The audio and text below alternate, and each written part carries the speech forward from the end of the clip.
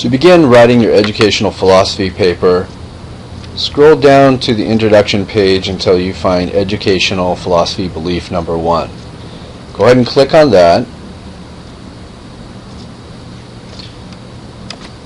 And what you'll find is that there are 3 parts for the educational philosophy paper. The idea here is that we want you to be able to have one really strong belief and to develop that belief in a full paper. So we're trying to get you to understand 3 things that you really believe about education and translate that into a philosophy. So the instructions are the same for each of the papers. So once you do one paper, you'll do the same thing for beliefs numbers 2 and 3. Keep in mind that you're writing this for your future principal, so we're going to always try to keep the tone professional.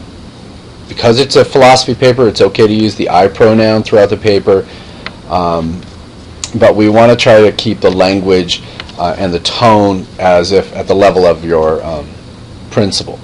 Okay. One way to examine your beliefs, and you'll want to do this the entire semester, and we call this being a reflective practitioner. You would review some of the text resources. For example, there are 5 philosophical models. If you read pages 145 to 148, that will maybe be something that you agree with.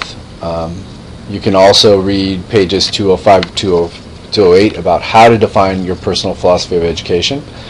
And you would review those resources and also what it's like to think about your practice and these reflective practitioner resources, and review some student examples to get a better idea of what's expected, and of course review the assignment rubric to see how it'll be graded.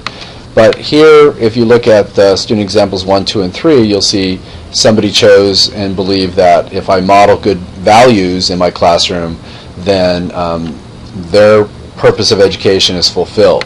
This person believes you should always have a variety of learning strategies, and that the teacher should also be a positive role model. So you have 3 choices to see how different students view their philosophy of education. So here's how you start. To make it very clear to your principal what you're talking about, we always start off with a topic sentence stating what your belief is and why it's important to education. So I gave 3 examples. One, which is kind of poor and vague: I think schools should reach out to communities because I think it's really good and it's important to me. This doesn't really tell you about why we want to reach out to communities or why you think it's really good. A little bit better: I think schools should reach out to communities because all schools should be involved. But the best is when you're specific. I think schools should reach out to communities because schools should reflect community values to help students become productive students, says why you think that value translates into your philosophy. Step 2, and again this is all creating one paragraph right now, is to state in-depth reason why your belief is important to education. We want about 8 or more sentences just simply to develop it. Sometimes when I say half a page, I'll get a half a page of 15 font or larger. So that's not really the point. We want to develop this idea. So we want to avoid a bunch of reasons that are never discussed at length. We want to go in depth for one reason.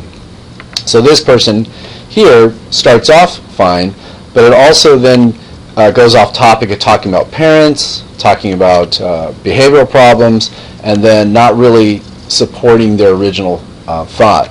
This one keeps talking about community throughout the whole thing, so that the reader gets a very good idea that you really understand what you're talking about. And this is really important also during your teaching interview when you're trying to get a job with your principal, is that you really have thought about this in great depth.